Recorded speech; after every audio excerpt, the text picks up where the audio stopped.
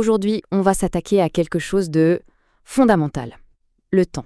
Grâce à un penseur incroyable, Ilya Prigogine, on va voir comment notre vision de l'univers pourrait bien être complètement bouleversée. C'est un voyage fascinant, alors accrochez-vous. Tout part d'une question qui a l'air toute simple. Pourquoi est-ce qu'on peut casser un œuf, mais jamais le décasser? C'est fou, non?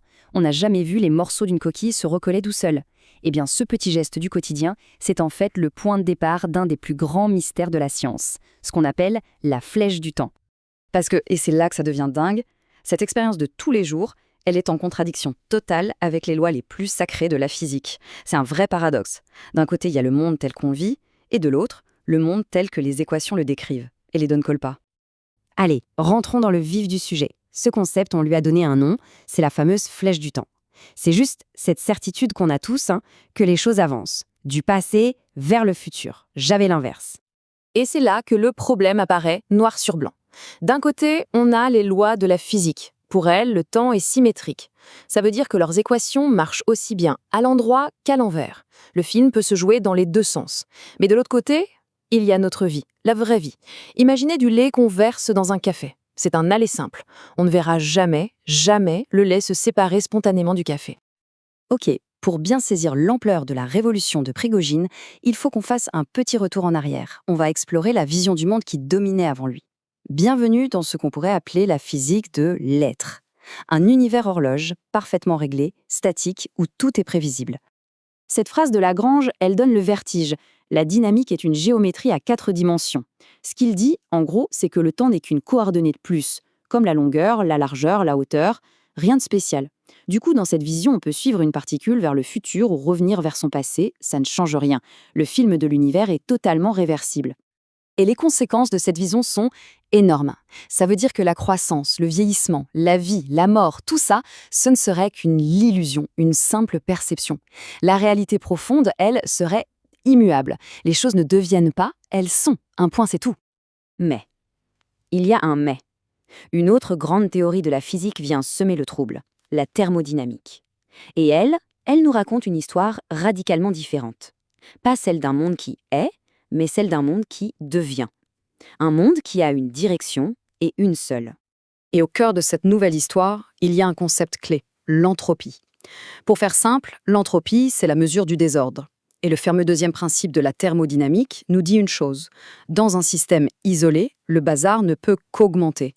Le désordre grandit toujours. C'est cette loi et aucune autre qui grave la flèche du temps dans la réalité physique. Prenons une image très simple. Imaginez une boîte avec toutes les molécules d'un gaz bien rangées dans un coin. C'est un état très ordonné, donc à faible entropie. Maintenant, on enlève la cloison. Hop, les molécules se dispersent partout. C'est le chaos, le désordre maximal. C'est l'état le plus probable. Et le système ne reviendra jamais en arrière tout seul. C'est statistiquement quasi impossible. Il a en quelque sorte oublié son état initial. On se retrouve donc face au grand paradoxe, celui qui a donné des maux de tête aux physiciens pendant des décennies. Comment est-ce possible? Comment des lois microscopiques, qui se fichent du passé et du futur, peuvent-elles créer notre monde macroscopique où le temps, lui, ne s'arrête jamais d'avancer? En clair, comment faire le pont entre le monde de l'être et celui du devenir? Et c'est là, pile dans cette contradiction, que le travail d'Ilya Prigogine entre en scène. Il va proposer une solution révolutionnaire, une nouvelle façon de voir les choses qu'il résume par une formule magnifique, l'ordre à partir du chaos. Parce que la question est là, non?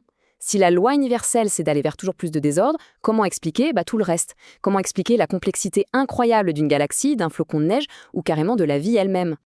Eh bien, la réponse de Prigogine, celle qui lui vaudra le prix Nobel, est incroyable. Il l'appelle les structures dissipatives. Ce qu'il a montré, c'est que lorsqu'un système est loin de son état d'équilibre, quand il est ouvert sur son environnement et traversé par de l'énergie, l'irréversibilité, la flèche du temps, change complètement de visage. Ce n'est plus juste une force qui dégrade. Non, ça devient une source de création, une source d'ordre. Et le truc génial, c'est qu'on en voit partout de ces structures. Dans l'eau qui chauffe et qui forme des motifs, dans certaines réactions chimiques qui se mettent à battre comme un cœur. Et l'exemple le plus spectaculaire, bien sûr, c'est la vie. Une cellule vivante est l'exemple parfait d'une structure dissipative. C'est ça le point absolument crucial. C'est un retournement de situation complet.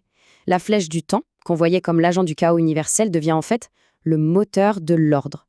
Le même processus irréversible qui mène au désordre peut, dans certaines conditions, créer de la complexité. Le temps n'est plus un ennemi qui détruit tout, c'est un artiste qui construit. Alors concrètement, qu'est-ce que ça change? Eh bien, tout, vraiment tout. Ça nous donne une image complètement nouvelle de l'univers et de notre propre place dans cette immense histoire. On passe d'une vision à l'autre. Fini l'univers horloge, figé, déterministe.